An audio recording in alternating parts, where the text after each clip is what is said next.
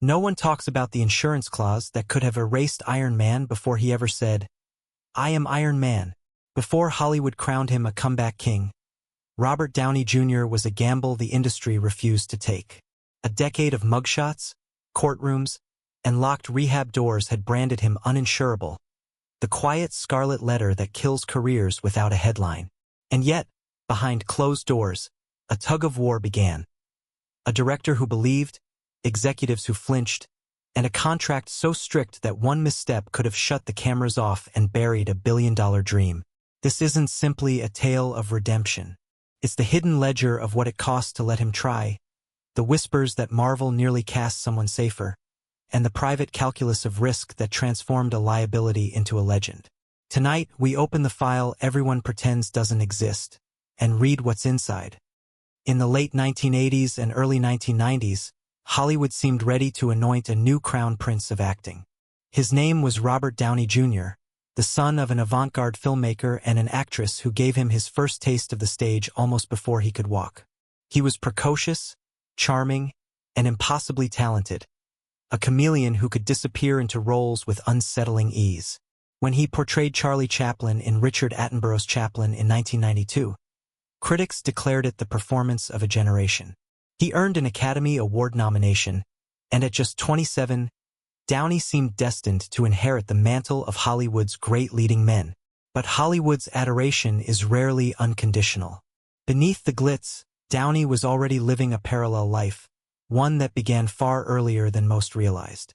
He confessed years later that his father had introduced him to drugs as a child, and the line between performance and escape blurred into one toxic spiral. The boy who could embody any character on screen was struggling to locate his own identity off it. Even as the cameras flashed on red carpets, the industry whispered about his erratic behavior and missed opportunities. By the mid-1990s, Downey had become the most paradoxical figure in town. On one hand, he was still winning roles opposite A-listers and earning glowing reviews. On the other, he was also showing up late to sets, disappearing into benders, and landing in police blotters with disturbing frequency. Hollywood thrives on redemption stories, but in those years, it quietly began closing its doors to him. The entertainment press chronicled his spiraling arrests and rehab stints with voyeuristic fascination, turning his private implosion into a public spectacle. It was not just his reputation at stake. Studios are built on insurance policies, contracts, and risk calculations. Every time Downey was arrested or violated probation, producers reconsidered whether they could afford to gamble on him.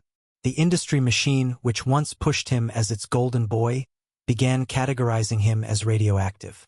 To understand Robert Downey Jr.'s later resurrection as Iron Man, one must first see the desolate landscape he was navigating. A prodigy turned pariah, a talent too brilliant to ignore but too volatile to trust. And it is within this tension that the most hidden truths of his story lie, truths that very nearly erased the Robert Downey Jr. we know today. Robert Downey Jr.'s rise had the air of inevitability. With his natural charisma, sharp wit, and versatility, he became the darling of casting directors in the 1980s and early 1990s.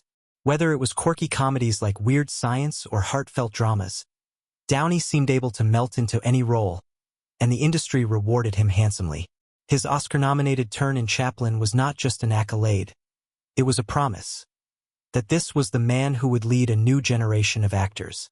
Audiences adored him, critics respected him, and fellow performers admired his instinctive artistry. Yet the crack in the facade widened quickly. His early exposure to drugs was no secret to friends and family, and what began as experimentation hardened into dependency. On set, the whispers began. Downey was unreliable, showing up late, slurring lines, or vanishing between takes. The first arrests were brushed off by publicists as isolated incidents, but the truth was harder to disguise. By the mid-1990s, the headlines shifted from glowing reviews to mugshots. Cocaine, heroin, firearms, the charges piled up, and so did the jail time. The escalation was brutal. In 1996, he was pulled over speeding and found with drugs and a pistol. Soon after, he wandered into a neighbor's house under the influence and passed out in a child's bed. an incident that made international news and painted him as dangerously out of control. Probation became routine, but so did violations. Each relapse fed into the next, creating a cycle that seemed impossible to break. The once celebrated leading man was now defined by courtrooms and rehab centers. Hollywood, always wary of risk, began shutting him out. Directors who once fought to cast him now considered him uninsurable. Major roles slipped away, often at the last minute. While contemporaries like Tom Cruise or Brad Pitt were cementing their A-list status, Downey was spending months behind bars, earning the bitter title of the most wasted talent in Hollywood. His personal life was equally chaotic.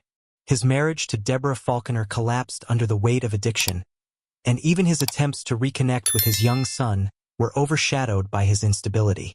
The climax of this downward spiral came in the late 1990s and early 2000s, when Downey seemed to hit rock bottom.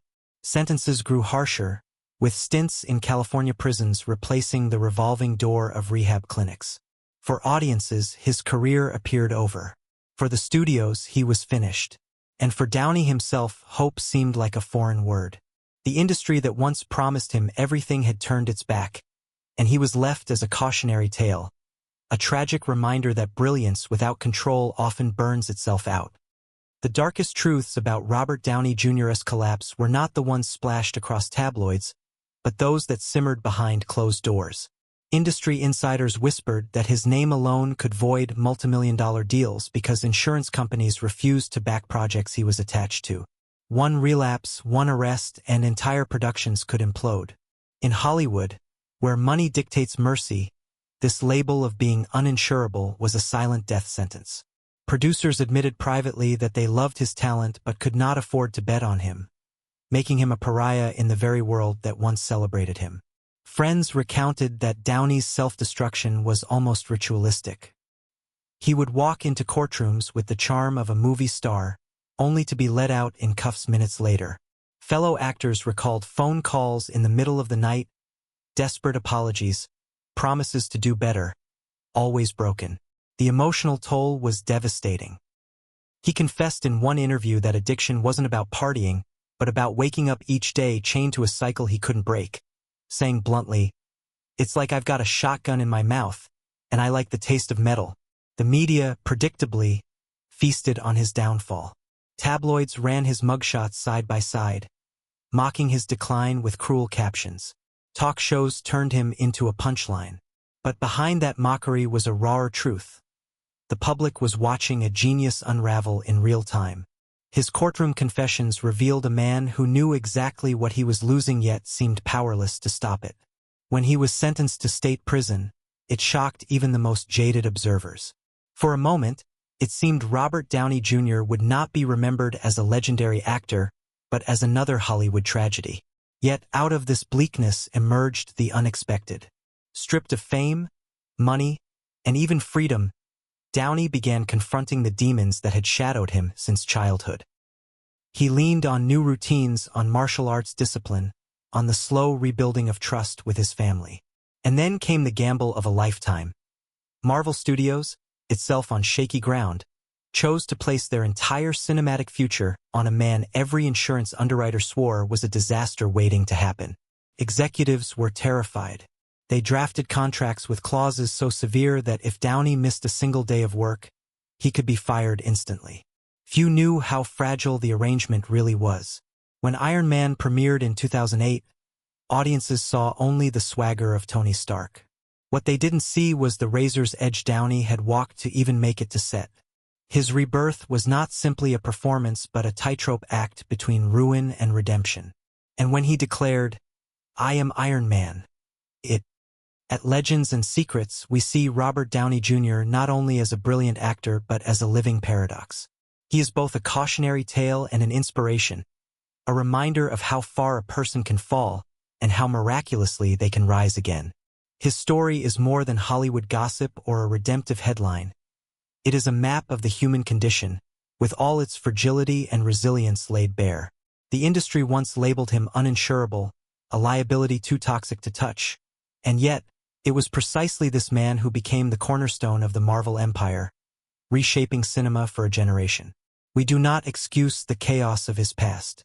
The arrests, the drug use, the broken promises. They left scars on his family, on his colleagues, and on himself. But ignoring those dark chapters would also erase the weight of his comeback. Downey's triumph only matters because of how low he sank, and it is that tension, the fall and the resurrection, that makes his career one of the most compelling narratives in entertainment history. From a cultural perspective, his portrayal of Tony Stark is more than a role. It is a mirror of his own life. A man with genius and flaws, whose arrogance hid deep wounds, who risked losing everything until he chose to change. The line, "I am Iron Man," resonates because it belongs not just to a superhero but to Downey himself, declaring survival after a war most thought he would lose. But the true question is not what we at this channel think. It is what you, the audience, feel.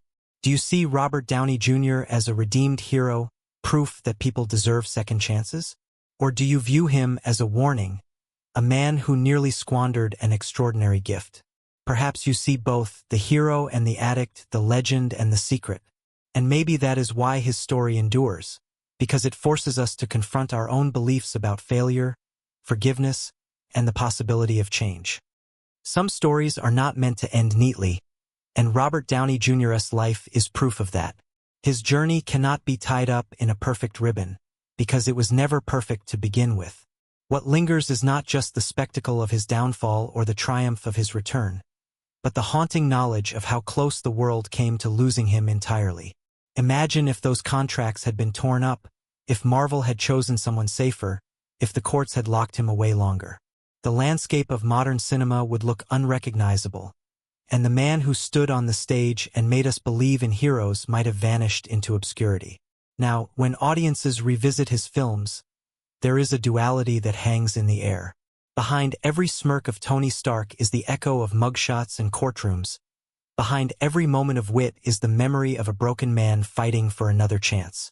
His legacy is not just that he played a superhero. It is that he lived a story more dramatic than any script Hollywood could have written. And so we end not with a moral, but with a whisper. Some secrets were never meant to be told, but now you know them. Robert Downey Jr.'s name will forever carry both the weight of his demons and the brilliance of his redemption.